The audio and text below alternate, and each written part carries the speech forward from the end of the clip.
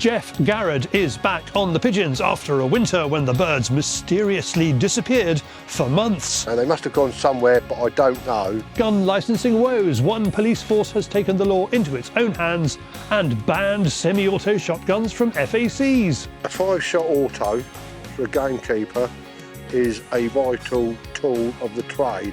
And how tech is catching up on grey squirrels. Soon they will have to cope with facial recognition. Once you've given it the parameters, it's taught itself. David is on the Fieldsports Channel News Stump. Welcome to Fieldsports Britain.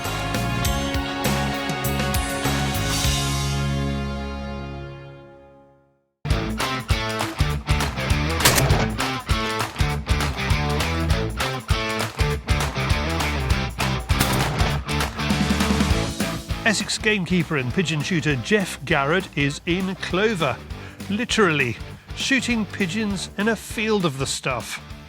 He's happy to be out pigeon shooting again. It has been a while. They disappeared September, October last year. Haven't really come back in the numbers that we're used to around here.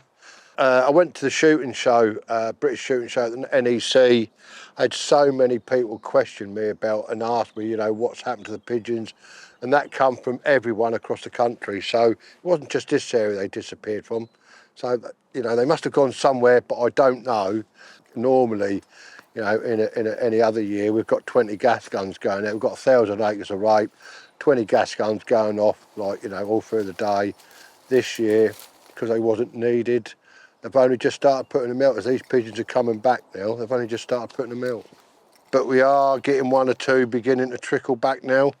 They've seemed to have found this clover out here, which, you know, it's part of the farm's cropping. So we're up here trying to protect it. Geoff is using his favourite Eley cartridges in his 5-shot FAC Browning Maxus. Eley Pigeon Select, 12 gauge, 6-shot, 30 gram. I think the ideal cartridge for decoying. Used them ever since they were brought out. Get on very well with them.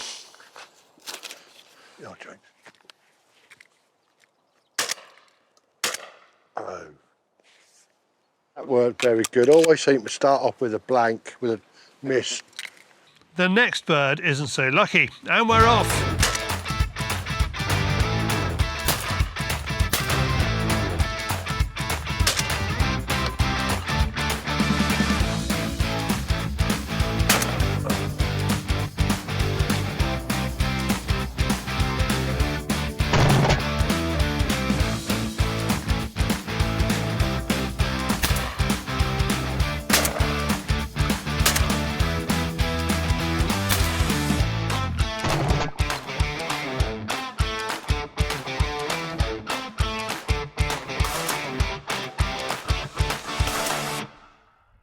Geoff has set out his decoys in a different pattern to usual because of the type of crop he is shooting over. When they're on drilling, they're tending to sort of go out, leapfrog each other.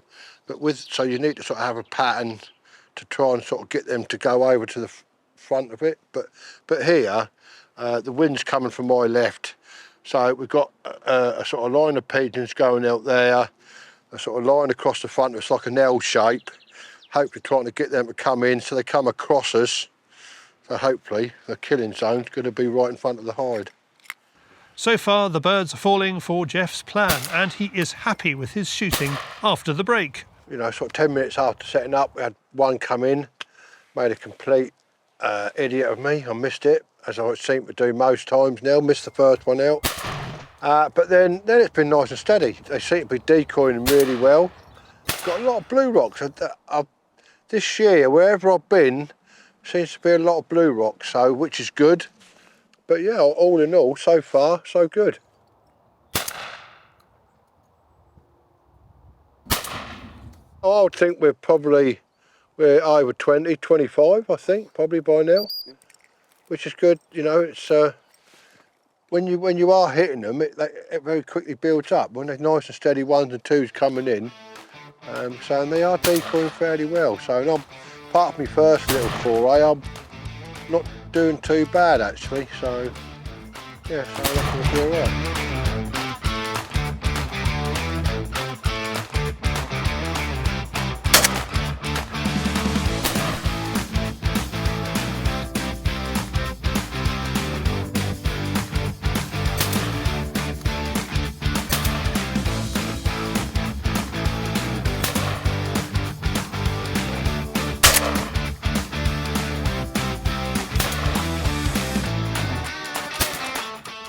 The birds are still coming when the weather brings the session to a sudden end. Yes, just been and got my truck, and that side of the woods, there's some big ugly black clouds that I don't like the look of. So, we'll try and get packed away before we get absolutely soaking wet. Still had a good day. Yeah, they've been good, yeah. So there's 17 on there, and there's one in a bramble bush there that I'm not even going to attempt at it, so that's 38. Quite happy with that, actually. I think we could have got a few more, but we just had a massive rain shower that, as you can see, we're all absolutely soaked. So if ever there's a time to pack up, it's now. So we're going to head off, drop this lot off, and go and get something to eat. To find your nearest stockist of Eley cartridges, visit Eley's dealer page at eleyhawklimited.com/dealers. And for more about Browning shotguns, go to Browning.eu. Thanks, Geoff. And we have got more from Geoff later in the show, talking about semi-autos on FACs. Next up, it's the full auto spray and pray that is David on the Fieldsports Channel News Stump.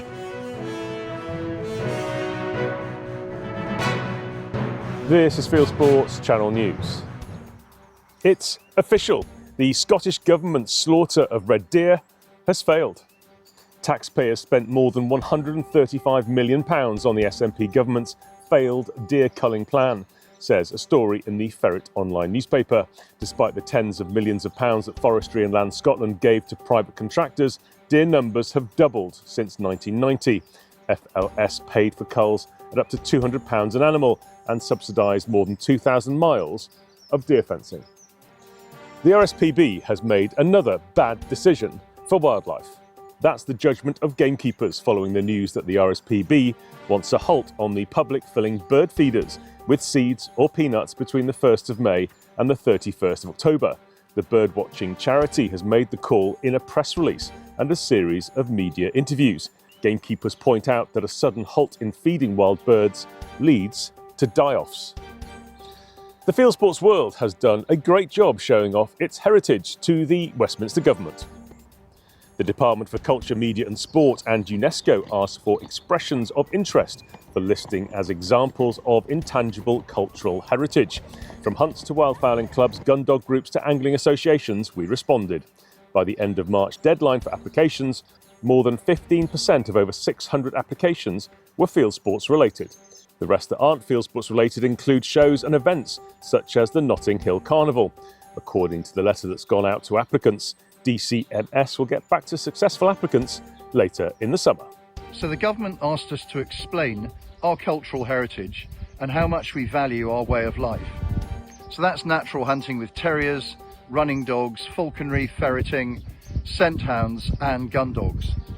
When the submissions closed, there were about 650 nationwide, 120 of which were from natural hunting and shooting, which is a whopping 16%. And it'll be interesting to see how many of those make it through to the final cut. The celebration of diversity and the protection of our cultural heritage is probably the strongest argument that we have got to preserve our way of life. The government wants to test deer stalkers and deer for disease. The UK Health Security Agency went to the stalking show at the Staffordshire Showground last weekend to persuade deer stalkers to collect blood, both deer blood and their own. Dr. Richard Vipond explains why. Deer are tick magnets. They get bitten far more than we do. There's been up to 7,000 ticks reported on one individual animal. And because of that, they're great sentinels for vector-borne diseases. So we test the blood that deer managers collect, and then we feed back the results to them. Gives us an insight into what's going on in the landscape, and also tells them what they've got going on the ground. And then finally, we've also got serious sampling of the blood from the deer stalkers themselves. We'll take a sample from them and test it for Lyme disease exposure, tularemia and tick-borne encephalitis. And tick-borne encephalitis was the virus that we discovered for the first time in the UK by doing that deer serosurveillance work. So it's like a natural progression. Identify what the deer are exposed to and then see if that translates in this really high-risk group, the deer managers, wildlife managers in the UK. A 3-day country sports auction is underway in Cumbria. Mitchell's is running the massive auction online and from its sales room in Cockermouth from the 15th to the 17th of April 2026. It includes nearly 400 lots of air rifles, shotguns, rifles and ammunition. Day 2 is devoted to shooting equipment and taxidermy, and Day 3 to fishing. Top lot is a Churchill Hercules 12-bore estimated at up to £5,000. Mitchell says the market for old shotguns has turned a corner and they now have value, even with a lead shot ban looming. The same fear isn't there from 5 years ago when things were first sort of muted about this ban. So every gun has got a certain quality to it and should be looked at in an individual basis. Moorland fires fuelled by National Trust mismanagement are demoralising, say Trust staff. As the wildfire season gets underway in April, Marsden Moor near Huddersfield lost another 300 hectares. Then 4 more fires broke out on the same moor on the following day. The conservation industry is politically opposed to burning fire breaks on the moors and has persuaded the government to introduce restrictions on muirburn. National Trust staff have complained to the BBC that the fires are demoralising. The Westminster government plans to release golden eagles in England. DEFRA has approved an additional £1 million of funding to explore a reintroduction programme. A study published today by Forestry England has found England has more capacity to sustain populations once more. The government department has made and released a promotional film about the reintroduction on Facebook. Thanks to Matt King for the story. And finally, Colombia has approved plans to cull dozens of hippos. The animals roam a region in the centre of the country. They are descendants of 4 bought by infamous drug lord Pablo Escobar in the 1980s to display in his private zoo. The Ministry of Environment says up to 80 of the invasive species will be shot after previous attempts to control the population proved too expensive or ineffective. Colombia is not offering the hunts for sale. You are now up to date with Fieldsports Channel News. Stalking the stories, fishing for facts.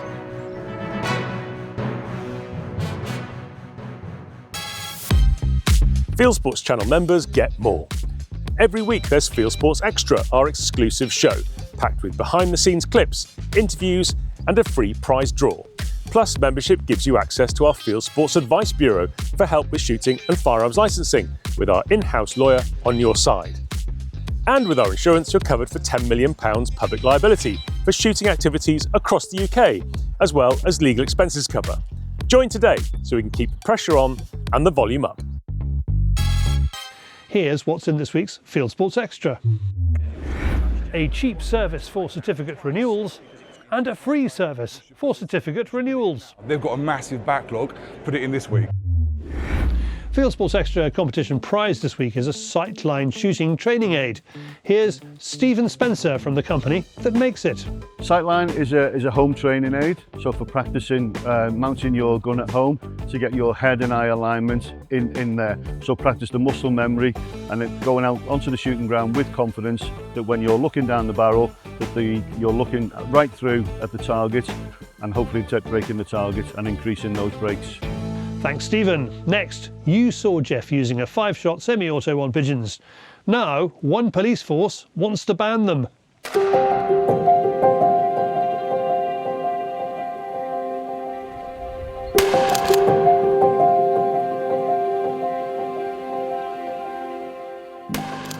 What's the difference between a Section 1 shotgun and a Section 2 shotgun? Well, if you live in one part of the UK, you can have one, but not the other. Confused? West Mercia Police, covering Worcestershire, Herefordshire and Shropshire, has unilaterally decided to restrict the granting of licensing for Section 1 shotguns, those that can hold more than 2 shells in the magazine, like Paul's Remington. Oh, is there more? How many? Quite a few. Well, the magazine's that long, and the cartridge is that big. 1, 2, 3, 4, 5, 6, 7, yeah, it's an 8-shot. This has come as a surprise to Fieldsports Channel viewers in the area, as the Section 1 semi-auto is the go-to gun for professional pest bird control. Following emails and calls from concerned and confused viewers, we contacted West Mercia Police asking them why letters like this are going out, informing gun owners that 2 shots are now sufficient to control the likes of pigeons, crows, squirrels, foxes and rabbits.